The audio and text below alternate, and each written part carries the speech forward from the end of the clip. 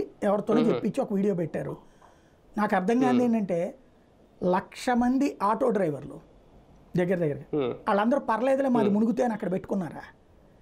అలాగే టాటా వాళ్ళ stock point Vikram guides ఇట్లాంటి వాళ్ళు అందరూ ఉన్నారు, వాళ్ళందరూ పర్లేదులే మాది మునిగితే అని చెప్పి అక్కడ పెట్టుకుంటారా?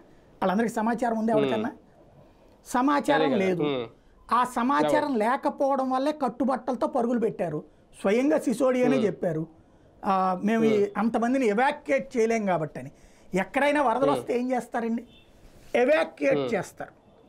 గోదావరి జిల్లాల్లో అయితే ముందే కొండలు ఎక్కుతారు, మీకు తెలుసు కదా. ఏది పోలవరం ఆ ప్రాంతాల్లో ఏం చేస్తారు? ఇళ్లలో ఉండరు, ఇళ్లలో 4వ అంతస్తు 5వ అంతస్తు ఉన్న వాళ్ళు అక్కడ ఉంటారు, అది వాళ్ళకి అలవాటైన వాళ్ళు.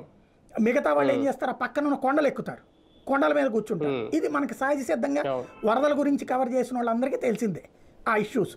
ఇక్కడ అట్ట కాదే, ఎవరికైనా తెలిస్తే అవతలకి వెళ్తారు కదా.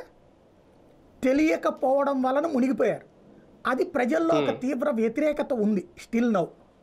దాన్ని సరి చేయడానికి ఆయన తిప్పలు ఆయన పడుతున్నారు, నో డౌట్. అది అధికారులు తప్పిదమా ఆయన తప్పిదమా తేల్చుకోవాలి. దాన్ని డైవర్ట్ చేయడానికి ఈ కుట్ర సిద్ధాంతాలు అనేది తెర మీదకి తీసుకొస్తున్నారు.